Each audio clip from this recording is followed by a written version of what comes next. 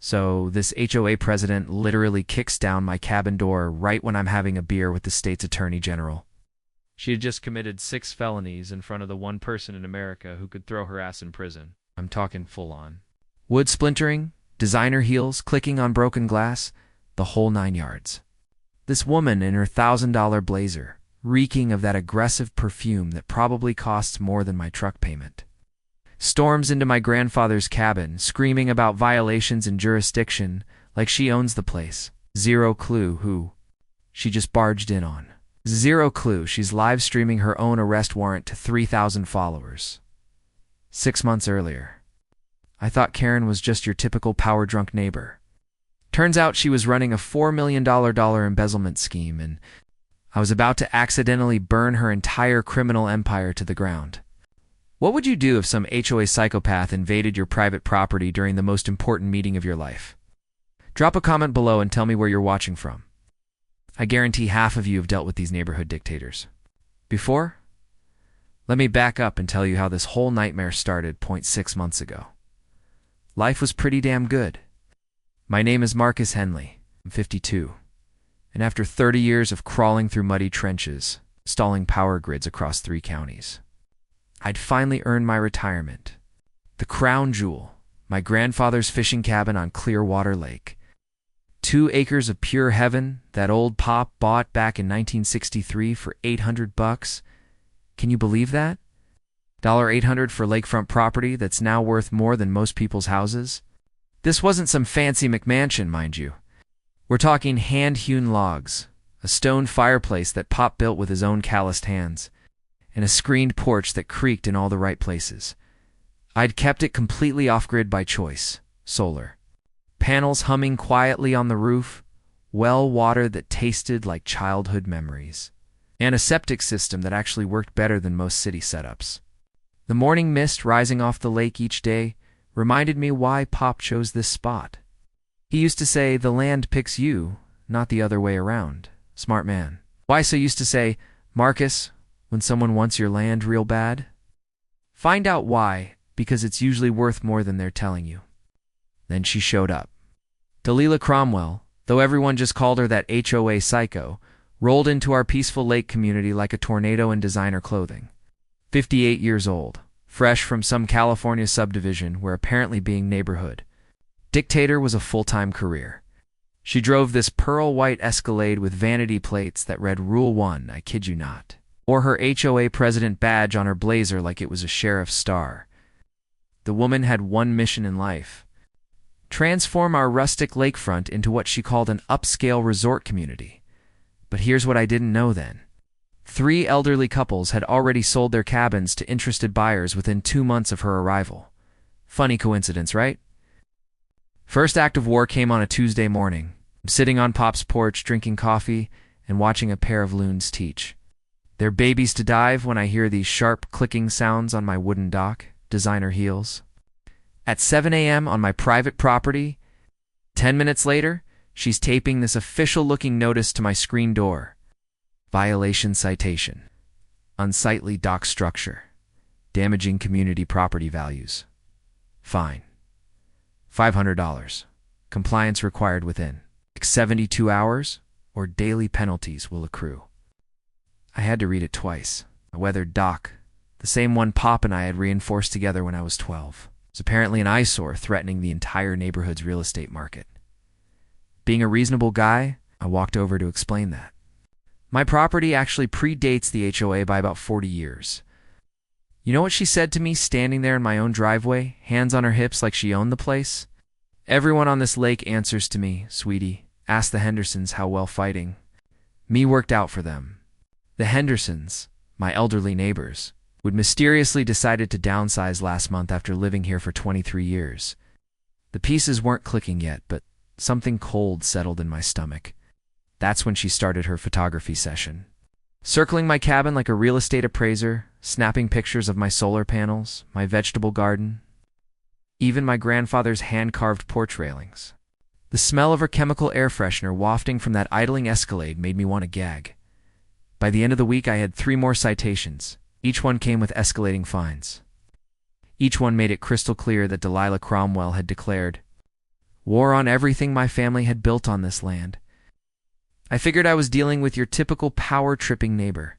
Annoying, sure, but manageable.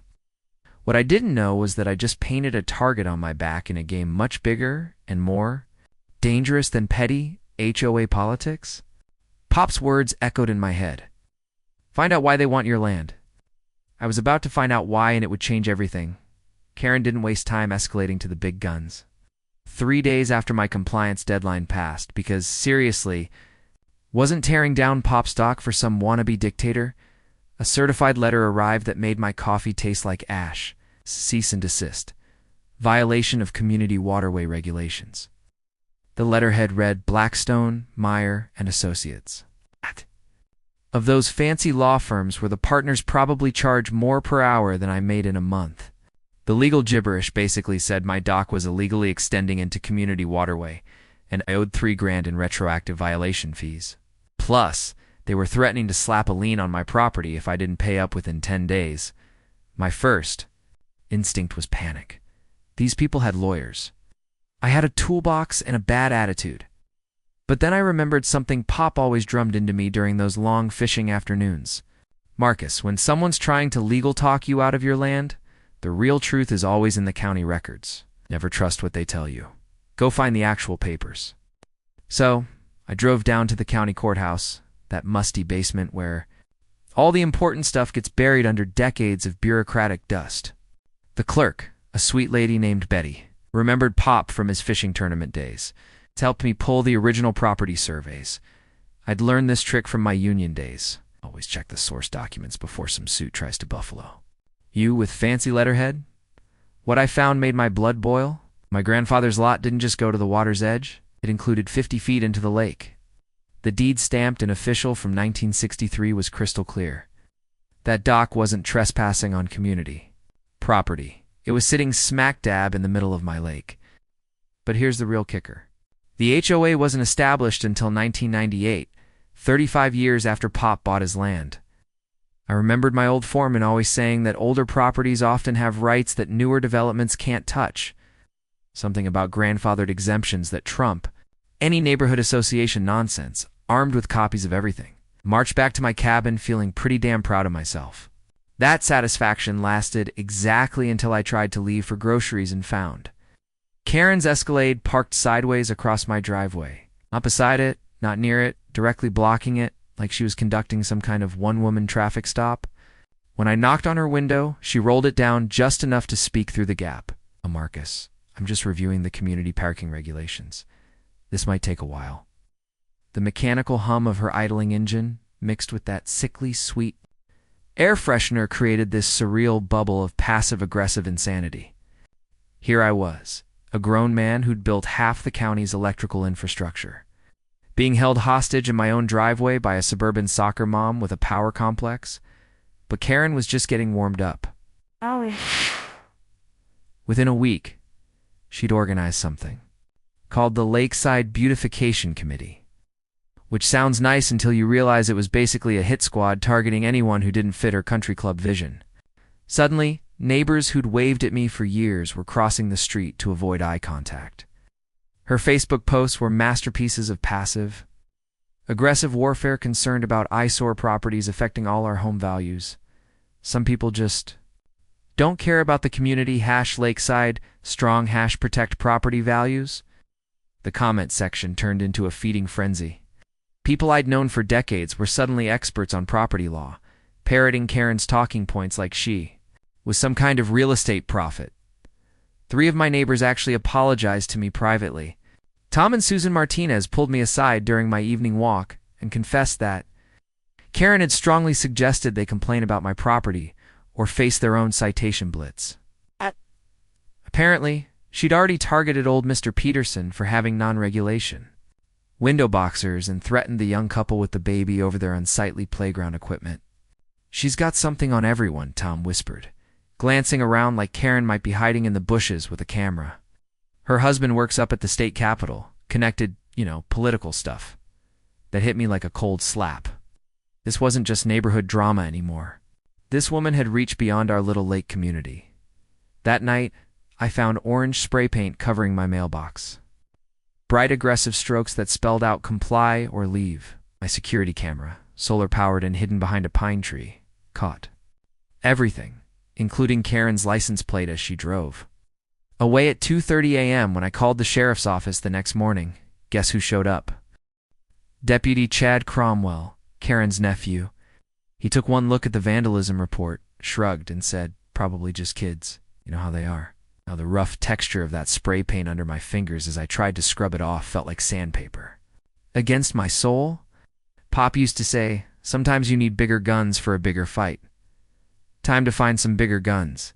Karen's next move came disguised as civic duty, which somehow made it even more infuriating. She'd figured out that direct confrontation wasn't working. So she decided to weaponize the entire county bureaucracy against me. It started with a polite knock on my door from Building Inspector Dale Morrison, a guy I'd actually worked with on several projects over the years. The awkward look on his face told me everything I needed to know before he even opened his mouth. "Marcus, I'm real sorry about this, but I got a complaint about unpermitted structures on your property.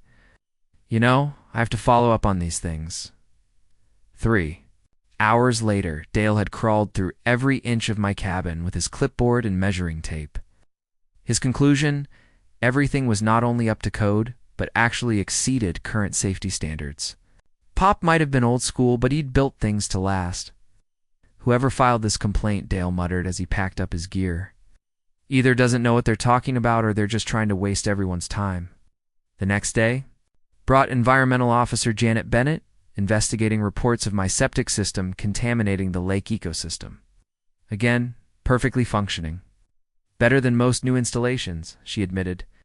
Then Fire Marshal Bob Rodriguez showed up to examine my solar panels for hazardous electrical violations. Clean bill of health there, too. Each inspection cost me a day of peace and a chunk of my retirement sanity. But more importantly, each false report was creating an official paper trail that made me look like some kind of problem property owner. I remembered something my union rep used to warn us about. Bureaucratic harassment was a classic tactic because it looked legitimate on paper, even when it was pure malicious. While I was dealing with the inspection parade, Karen was busy playing her media game. She'd managed to get herself interviewed by Channel 7's Community Spotlight segment, positioning herself as this concerned citizen fighting to protect our family-friendly lake environment. The news story was a masterpiece of selective editing. She showed carefully angled photos that made my cabin look like some kind of backwoods shack, talked about dangerous conditions threatening children's safety, and painted herself as a brave advocate standing up against irresponsible property owners. What really got my blood boiling was watching her stand on my dock, the one she claimed was illegally trespassing. While she delivered her concerned citizen performance for the cameras, the crisp sound of my phone buzzing with angry texts from neighbors who'd seen the story felt like machine gun fire. Half the lake community now thought I was some kind of environmental menace, but here's where Karen made her first real mistake. She got greedy. My old buddy Jake Martinez from the Electricians Union called me up after seeing the news story. "Marcus, that lady's full of, and everyone knows it. You built half the clean energy infrastructure in this county. Hell, your solar setup is the one I use as an example when I'm training apprentices." Within 2 days, Jake had organized a parade of my former coworkers to drive by and inspect my property. Turns out having 20 master electricians publicly vouch for your work tends to shut down the hazardous installation narrative. It's pretty quick. That's when things started getting interesting. My lawyer buddy Chuck Davis, we'd gone to high school together, stopped by for a beer and mentioned something that made my ears perk up. "You know, Marcus, the Attorney General's office has been investigating HOA corruption cases across the state. Several communities reporting similar harassment patterns to what you're describing." "What kind of patterns?" I asked, though I was pretty sure I already knew the answer. Elderly homeowners getting hit with frivolous citations, property values, artificially driven down, mysterious buyers swooping in with cash offers. Ring any bells? Rang every damn bell I had. Chuck explained that these schemes usually involved someone with political connections providing cover while the harassment campaign drove out longtime residents. The properties would then get flipped to developers for massive profits. The AG's office is looking for witnesses, Chuck continued. People who've documented the harassment and can prove the pattern. Someone like you might be exactly what they need. The mechanical hum of my refrigerator seemed unnaturally loud as that information sank in. Karen wasn't just some power drunk neighbor. She was potentially part of something much bigger and more systematic. That night, I started a detailed log of every interaction. Every citation, every inspection that had mysteriously appeared on my calendar. I also started researching Karen's background more carefully. Turns out her husband, Robert Cromwell, wasn't just some minor state employee. He was the Democratic Party treasurer, a position that gave him access to development plans, zoning changes, and political favors across multiple counties. The smell of fresh coffee mixing with morning lake air usually calmed me down, but now it just reminded me how much I had to lose. This wasn't about HOA fees anymore. This was about whether I'd be the next victim in someone else's get-rich-quick scheme. Karen's next phase made everything that came before look like a friendly disagreement. She'd apparently decided that bureaucratic harassment wasn't moving fast enough, so she switched to full-scale character assassination.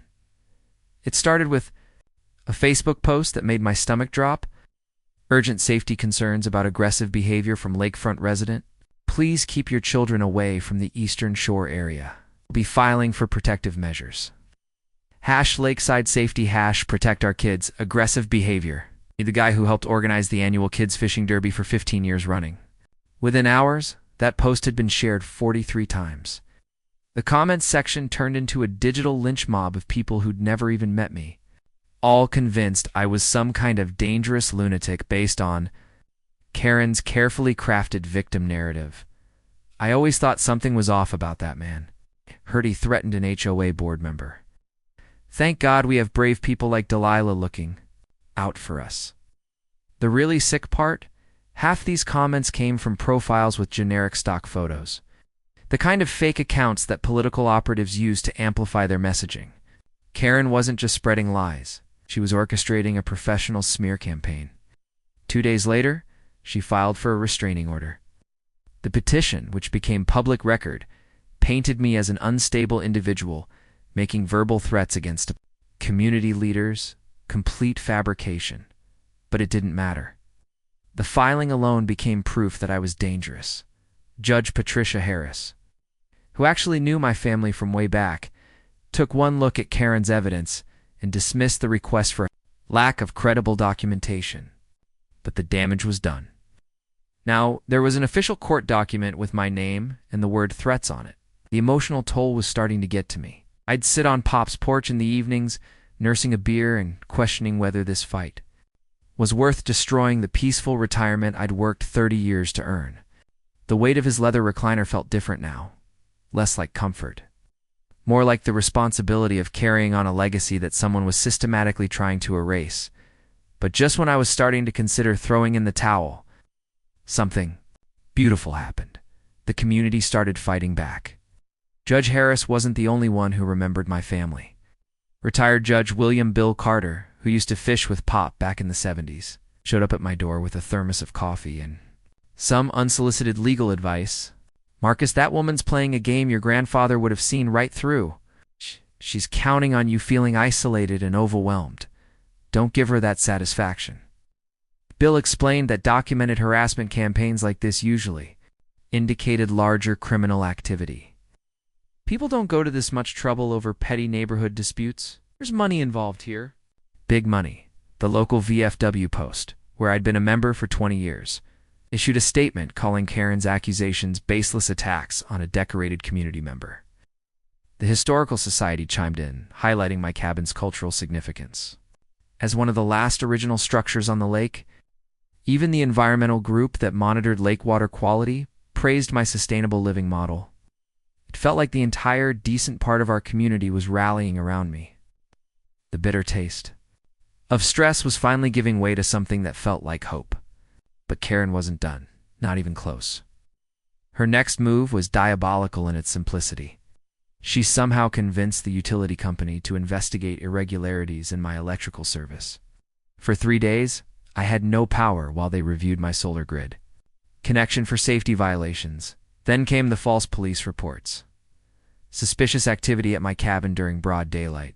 Loud noises suggesting potential domestic disturbance when I was clearly alone. Possible drug activity based on the unusual. The number of visitors. Visitors who turned out to be union buddies stopping by to show support. Each call brought sheriff's deputies to my door. Each visit created another incident report. Each report added to the growing file that made me look like a problematic resident. The most infuriating part was that Deputy Chad Cromwell was usually the responding officer. He'd show up, ask a few perfunctory questions, and leave with this smirk that said he knew exactly what his aunt was doing. During one particularly surreal visit, he actually had the balls to say, "You know, Mr. Henley, if you just apologized to my aunt and brought your property into compliance, all these problems would probably go away." That's when I realized this wasn't just about me anymore. Karen was showing other property owners what happened when you didn't bend the knee. The Hendersons, the elderly couple who'd mysteriously decided to sell, probably went through this exact same nightmare. The electronic ping of my phone became a source of anxiety instead of connection. Every notification could be another neighbor turning against me, another false report, another twist in Karen's psychological warfare campaign. But it also brought messages of support from people I'd forgotten even knew me. The fight was far from over. But I was finally understanding the rules of the game. The breakthrough came when I was doing the most boring thing imaginable. Organizing paperwork for my meeting with the Attorney General's office. Chuck had arranged.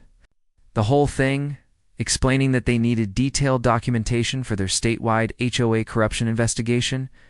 I was sitting at Pop's old oak table, surrounded by stacks of citations, inspection reports, and legal threats, when something caught my eye. One of Karen's violation notices had this tiny footer I'd never paid attention to before. Fines payable to Lakeside Estates Community Improvement Fund. Account number 847,291, Community Improvement Fund. That sounded official enough, but something about it nagged at me. Maybe it was 30 years of reading electrical contracts and spotting the fine print that contractors use to screw over homeowners. But I decided to dig deeper. The county clerk's office had become my second home by this point, so Betty knew exactly what I was looking for when I asked about HOA financial records. Right. She pulled up the public filings and spread them across the counter like she was dealing cards. "Here's the thing, Marcus," she said, adjusting her reading glasses. "Homeowner associations have to file annual reports just like any other organization. Let me show you what I found." The numbers didn't add up, not even close. Over the past 2 years, the HOA had collected $280,000 in emergency assessments for lake dock repairs that were never completed. Another $150,000 had supposedly gone to professional landscaping services provided by Cromwell Grounds and Maintenance, which according to state business records was owned by Karen's brother-in-law. But here's the kicker. The landscaping company had been incorporated exactly 3 weeks after Karen became HOA president. I remembered Pop's advice about following the money trail. When someone creates a business right after getting power, they're usually creating it to funnel money to themselves. The insurance claims were even more blatant. The HOA had filed for storm damage reimbursement 3 times in the past 18 months. Problem was, I'd lived through every storm on this lake, and none of them had caused the kind of damage that would justify $95,000 in insurance payouts. Betty helped me cross-reference the insurance claims with actual weather reports from the National Weather Service. The dates didn't match up. The HOA was claiming storm damage on days when the weather had been perfectly clear. "Marcus," Betty whispered, "even though we were alone in the records room, this looks like fraud. Plain and simple fraud." My hands were actually shaking as I photocopied everything. The smooth feel of those document pages felt like holding evidence that could change everything. This wasn't just harassment anymore. This was organized theft from the entire lake community. The property management fees were the final piece of the puzzle. The HOA was paying $5,000 monthly to something called Clearwater Property Solutions for administrative services. When I looked up the business registration, the listed address was a P.O. box in the same postal district where Karen lived. Everything clicked into place like tumblers in a lock. Karen's harassment campaign wasn't just about power or personal spite. She was systematically driving down property values to enable a development scheme while simultaneously embezzling from the community fund. The elderly couples who'd sold their cabins hadn't just been harassed into leaving. They'd been forced to sell at below market prices because Karen's artificial property value concerns had scared off legitimate buyers. We're probably connected to the same development group that was benefiting from the embezzled funds. I thought about the Hendersons, probably counting their pennies in some cramped apartment, never knowing they'd been robbed twice. Once, when they sold their dream home for peanuts, and again, through the fees they'd paid into Karen's slush fund. The taste of black coffee had never been so bitter. It wasn't just about my cabin anymore. Karen had been stealing from everyone, including the neighbors she'd convinced to turn against me. Pop always said that when you find corruption, it's usually bigger than you think. He was right. Karen wasn't just running an HOA, she was running a criminal enterprise. And I was about to hand the evidence to the one person in the state who could shut it down permanently that night.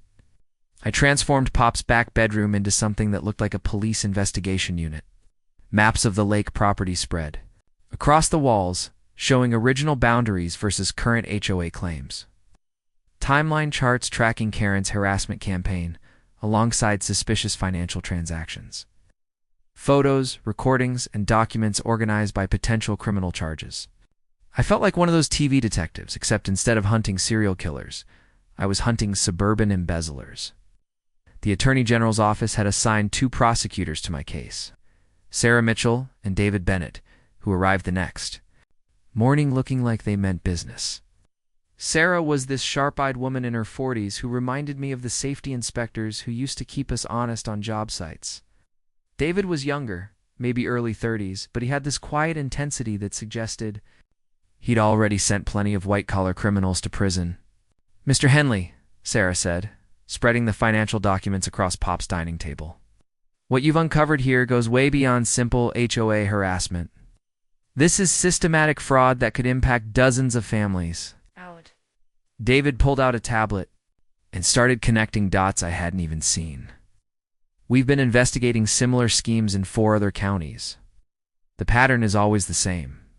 Politically connected individuals use HOA positions to manipulate property values while embezzling community funds." That's when they told me about the FBI involvement.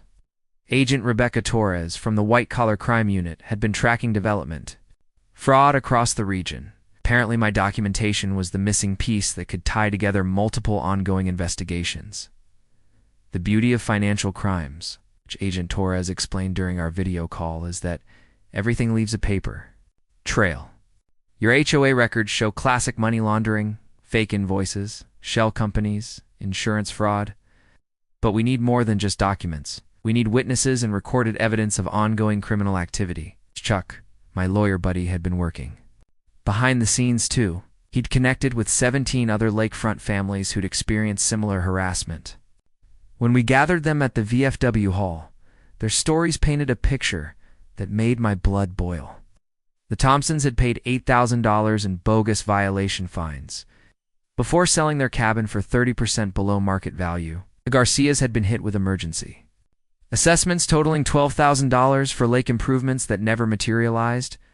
Old Mrs. Patterson had been so intimidated by Karen's legal threats that she'd moved in with her daughter in Florida, abandoning the home where she'd lived for 43 years. Every story followed the same playbook: escalating harassment, manufactured violations, pressure to sell. And every family had contributed to that community improvement fund that was really just Karen's personal piggy bank. "Here's what most people don't understand about HOA fraud," explained retired accountant Frank Weber, who'd volunteered to help analyze the financial records. Homeowner associations are required to file Form 1120 tax returns annually if they meet certain income thresholds.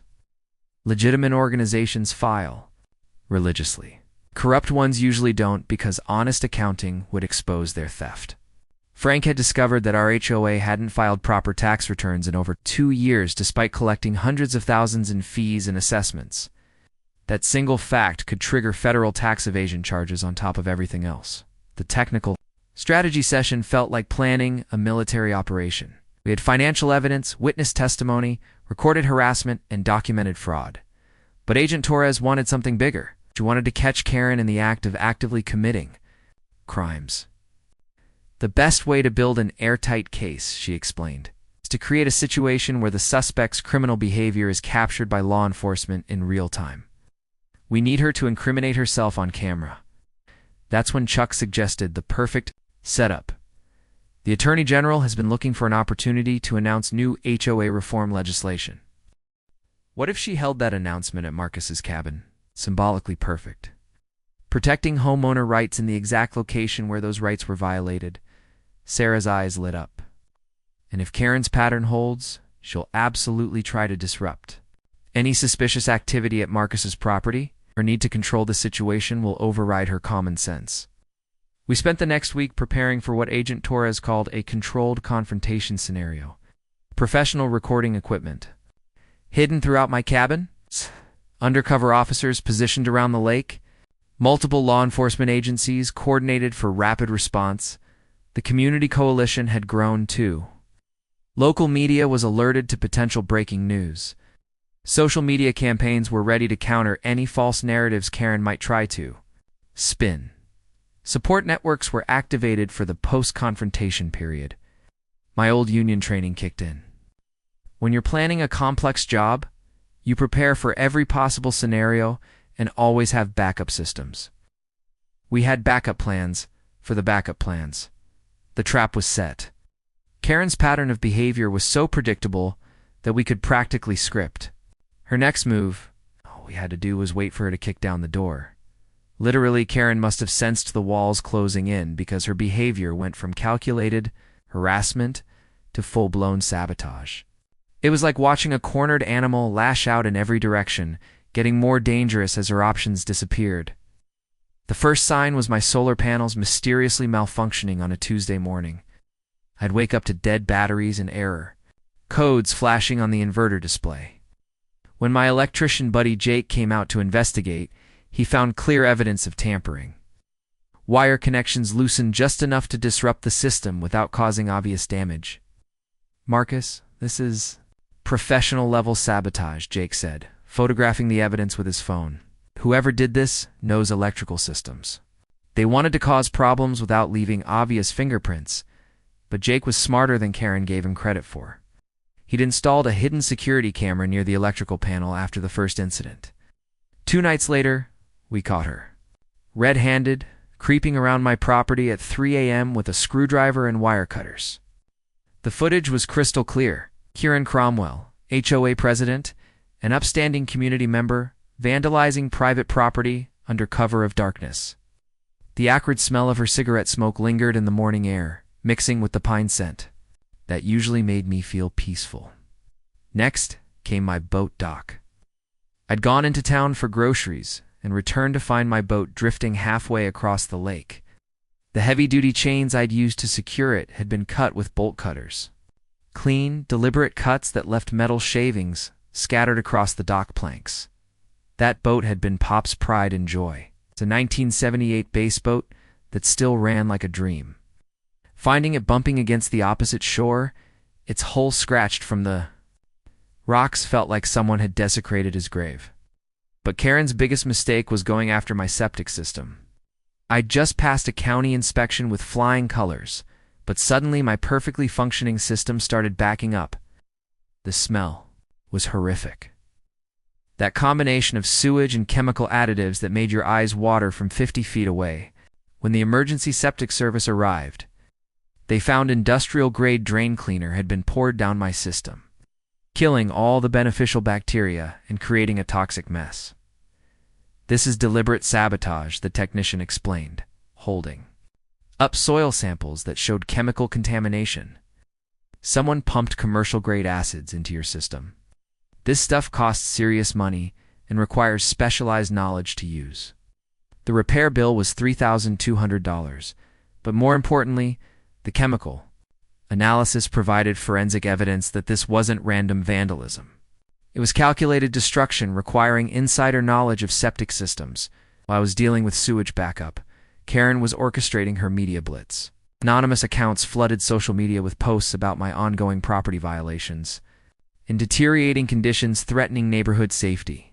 The bots were so obvious it was almost comical. Dozens of profiles with generic names posting identical complaints within minutes of each other. She'd also ramped up the intimidation. Network. Deputy Chad Cromwell's patrol presence increased dramatically. He'd cruise by my cabin 4 or 5 times per day, always slowing down just enough to make his surveillance obvious. Sometimes he'd sit in my driveway for 20 minutes, running license plates of anyone who visited. The building inspector suddenly found code violations in work that had passed inspection just weeks before. The fire marshal received anonymous tips about fire hazards that didn't exist. Environmental services got reports about illegal dumping in areas of my property they'd already cleared. It was death by 1,000 cuts designed to exhaust my resources and break my spirit through bureaucratic warfare. But I wasn't the only target. Anymore, Karen had started going after my supporters too. Jake's electrical contracting license was suddenly under review for safety violations. Bill Carter, the retired judge who'd been advising me, received a formal complaint with the State Bar Association about improper legal counsel to non-clients. The VFW Post found themselves facing a surprise fire safety inspection that threatened to shut down their weekly bingo nights. The Historical Society was hit with zoning complaints about their downtown office space. Karen was systematically attacking anyone who'd shown me support, sending a clear message. Help Marcus Henley, and you'll become our next target. The psychological pressure was intense. Every morning brought new crises, new emergencies, new bureaucratic nightmares to navigate. The metallic taste of constant stress became as familiar as my morning coffee. But Karen's desperation was also creating opportunities. Each escalation was being documented by law enforcement. Every act of sabotage provided additional criminal evidence. Her network of supporters was starting to distance themselves as her behavior became increasingly unhinged. Agent Torres called it textbook criminal escalation. When perpetrators feel cornered, they often make increasingly reckless decisions that provide prosecutors with the evidence they need for conviction. Karen was walking straight into our trap. One sabotaged solar panel at a time. Karen's final play was so audacious it almost worked. She'd figured out through her husband's political connections that I wasn't just meeting with some random state official. I was meeting with Attorney General Patricia Williamson herself. And instead of backing down, Karen decided to go nuclear. Her plan was brilliant in its twisted logic. She would position herself as the victim of a political conspiracy, claiming that the state's top prosecutor was targeting her family for partisan reasons. If she could record herself confronting government corruption at my cabin, she could flip the entire narrative and paint herself as a brave whistleblower standing up to abuse of power. The first sign of her new strategy came through social media. She'd reached out to Government Accountability Watch. It's one of those blogger networks that amplifies stories about bureaucratic overreach. Her pitch was perfect. Small-town HOA president being persecuted by big government because her husband worked for the opposing political party. Local family under attack. State officials use harassment investigation to silence political opposition. It was the headline that started circulating 3 days before my scheduled meeting. The story painted me as some kind of deep state operative working with corrupt prosecutors to destroy an innocent family. The comment section was flooded with outrage from people who'd never heard of our lake community, but were absolutely convinced that Karen was being railroaded by partisan prosecutors. She'd tapped into that vein of anti-government sentiment that runs through rural communities, turning herself into a martyr for political persecution. But Karen's masterstroke was the live stream setup. She'd arranged to broadcast her confrontation with the Attorney General live on social media, framing it as citizen journalism, exposing government corruption in real time. Her plan was to burst into my cabin during the meeting, record everything, and let her followers spread the footage as proof of official misconduct. What she didn't know was that we were monitoring her communications. Agent Torres had obtained warrants for Karen's phone and social media accounts weeks earlier. We knew about the blogger outreach, the livestream plan, even the talking points she'd prepared for her spontaneous confrontation. It's actually perfect, Agent Torres explained during our final coordination meeting. She's going to commit multiple Felonies on live video while providing us with a real-time confession of her motives. We couldn't have scripted it better. The irony was delicious. Karen thought she was setting a trap for us, but she was actually walking into the most thoroughly documented arrest in HOA history. Her support network was crumbling too, but she was too obsessed to notice. The other HOA board members had quietly distanced themselves once the financial irregularities became obvious. Her husband was facing his own ethics investigation and couldn't provide political cover anymore. Even Deputy Chad had been reassigned to different patrol areas after Internal Affairs started asking questions about his response to vandalism reports.